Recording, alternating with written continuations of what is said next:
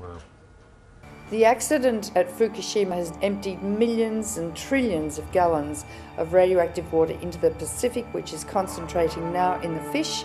Tuna caught off the coast of California have cesium in their bodies from Fukushima. There is a huge cover-up by the government and the media in Japan and America about the consequences of the Fukushima disaster. This is the greatest industrial accident ever to have occurred in the history of the human race. The accident at Fukushima has demonstrated that the human race, and indeed all other species, cannot exist with nuclear power and damaging the very building blocks of life on Earth.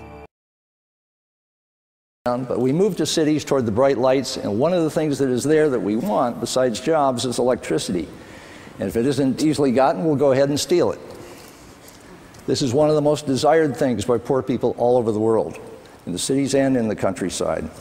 I would love to have something in the fourth place here, but in terms of constant, clean, scalable energy, nuclear and wind and the other renewables aren't there yet because they're inconstant. Nuclear is and has been for 40 years.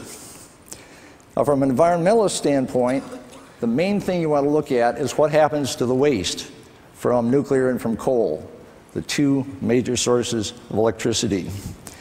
If all of your electricity in your lifetime came from nuclear, the waste from that lifetime of electricity would go in a Coke can, pretty heavy Coke can, about 2 pounds.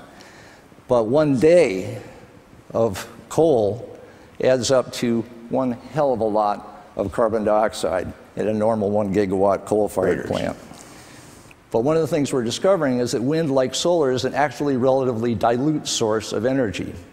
And so it takes a very large footprint on the land, a very large footprint in terms of materials, 5 to 10 times what you use for nuclear. In terms of weapons, the best disarmament tool so far is nuclear energy. We have been taking down the Russian warheads, turning it into electricity. 10% of American electricity comes from decommissioned warheads.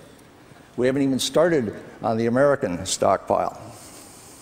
I think of most interest, the governments of the world are going to have to decide that coal need to be made expensive, and these will go ahead, and here's the future.